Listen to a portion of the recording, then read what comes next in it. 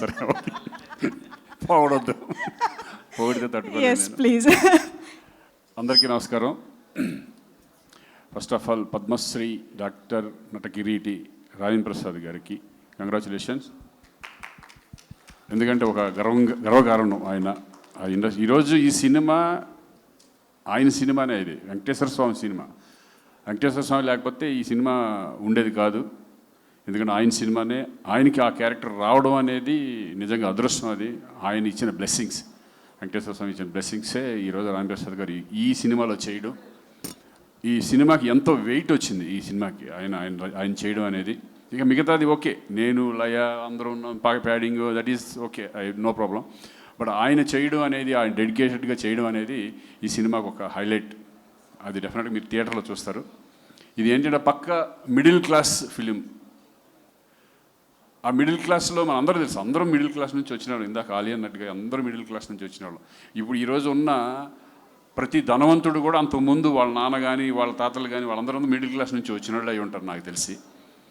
So ఒక middle క్లాస్లో కష్టాలు ఎలా ఉంటాయి, పడే బాధలేంటి, అవన్నీ ఒక ఎంటర్టైన్మెంట్ వేలో చెప్పడం అనేది ఒక గొప్ప కళ.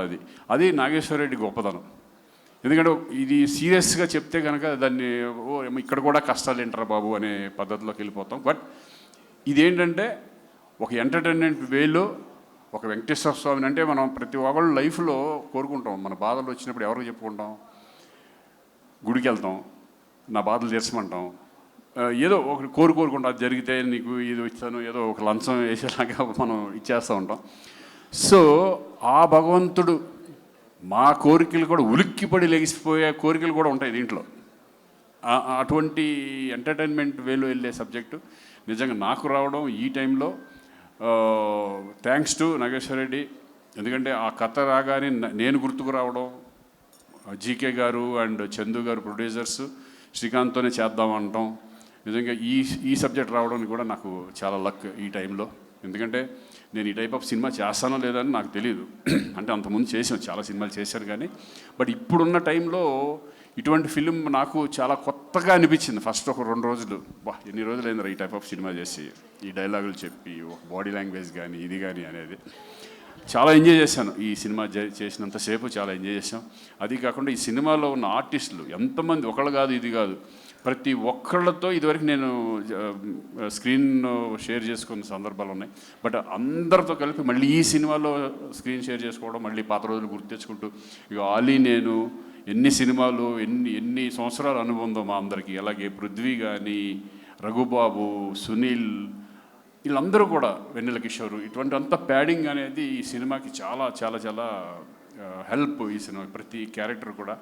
అలాగే నాగేశ్వర రెడ్డి దాంట్లో ఒక గొప్పతనం ఏంటంటే ప్రతి క్యారెక్టర్ను కూడా ఎలివేట్ అవుతుంది. బయటకు వచ్చిన తర్వాత ఆ సినిమాలో ఆ క్యారెక్టర్ హైలైట్ అవుతుంది. అలాగే ధనరాజ్ ఆ క్యారెక్టర్ ఫస్ట్ చూడంగానే నవ్వింది నేనే, నవ్వు వచ్చేసింది నాకు.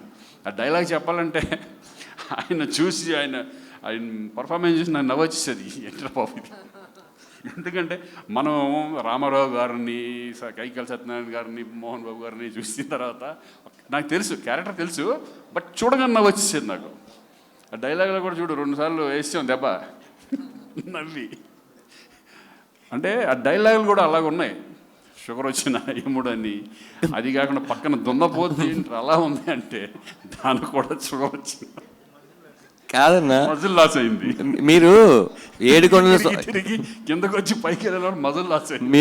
మీరు ఏడుకొండల వాడిని ఇక్కడ ఎవరో ఎముడని తిరుగుతున్నాడు అని చెప్తే మనకి బక్కేముడు బలిసినేముడు అని ఉండరు, ఒకడే ఎముడు. So funny. అంటే ఈ డైలాగ్స్ కూడా చాలా అద్భుతంగా, డైలాగ్స్ రత్నబాబు, డైమండ్ రత్నబాబు ఇక్కడ లేడనుకుంటా, చాలా అద్భుతంగా రాశాడు డైలాగ్స్ కూడా.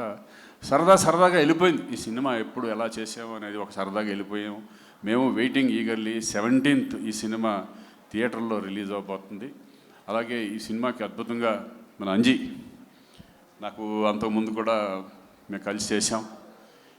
ఆయన దీంట్లో పడ్డ కష్టం, ఎందుకంటే ఒక డైరెక్టర్కి ఒక కెమెరామెన్కి అనుబంధం ఉంటే మంచి సినిమాలు వచ్చే అవకాశం ఉంటుంది. మంచి ఫ్రేమ్స్ కానీ మమ్మల్ని బాగా చూపించే విధానం. నేనే కొంచెం లావుగా ఉన్నాను అనుకో, అదే ఎందుకు నాకు అర్థం కాదు. పర్సనల్గా లావుగా ఉన్నాను. నేను అడిగా ఏంటి ఎక్కువ లావున్నట్టున్నాను అని. కానీ నిజంగా అది నాది ఏం కాదు, ఎందుకంటే ఆ టైంలో కొంచెం లావుగానే ఉన్నానులే. సో వెరీ హ్యాపీ అండి, ఇటువంటి ఫిలిం ఆదరిస్తారని ప్రేక్షకులందరూ, ఎందుకంటే చక్కగా ప్రతి ఒక్కళ్ళు కనెక్ట్ అవుతారు ఈ ఫిలింకి. మిస్టర్ మిడిల్ క్లాస్ అనే దానికి అందరూ కనెక్ట్ అయ్యే విధంగా ఈ ఫిలిం ఉండబోతుంది. అలాగే మా మ్యూజిక్ ఈరోజు నిజంగా చూస్తుంటే దడదడలాడిపోతుంది మొత్తం రికార్డింగ్. సాయి కార్తీక్తో కూడా నేను పనిచేశాను, నా సినిమాలు కూడా చాలా చేశాడు.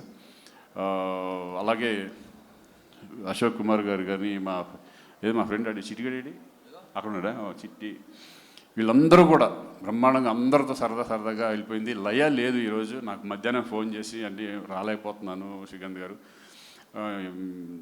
నా తరపున కూడా మీరు చెప్పండి ఇట్లా ప్లీజ్ అని చెప్పేస్తే, ఆవిడ కూడా ఈ సినిమాకి చాలా హెల్ప్. అంటే మీ ఇద్దరం చాలా స్వరాభిషేకం తర్వాత, అది నేషనల్ అవార్డ్ ఫిల్మ్, స్వరాభిషేకం తర్వాత మళ్ళీ కాంబినేషన్తో చేయడం లయ ఆఫ్టర్ కమ్ బ్యాక్ పర్ఫెక్ట్గా సూట్ అయింది. అందరి క్యారెక్టర్లు పర్ఫెక్ట్గా సూట్ అయినాయి. అలాగే మెయిన్ ఇంపార్టెంట్ ఏంటంటే ప్రొడ్యూసర్స్.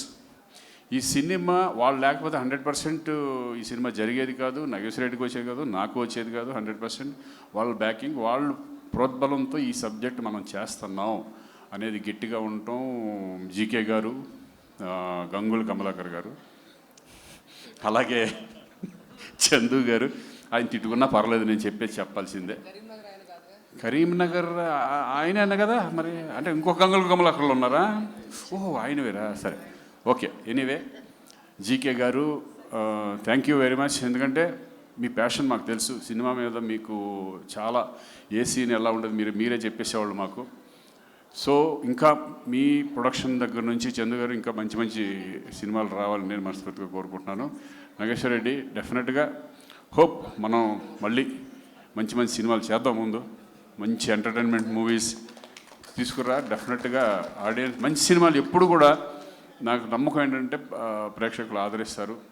100% ఎంటర్టైన్మెంట్ మూవీస్ ఈ మధ్య బాగా తక్కువ ఉన్నాయి కాబట్టి అనిల్ రావుపూడి లాంటి మళ్ళీ ఒక F2లు, శంకర్ వరప్రసాద్లు ఈ టైప్లో ఆడియన్స్ ప్రూవ్ చేశారు. ఒక ఎంటర్టైన్మెంట్ మూవీ డెఫినెట్గా మళ్ళీ చూస్తారని నమ్మకం మా అందరికీ ఉంది. Thank you. జూలై 17th ప్రేక్షకులు అందరూ థియేటర్లో చూడాలి, దీన్ని ఆదరించాలని మనం కోరుకుంటున్నాను. Thank you very much. Thank you so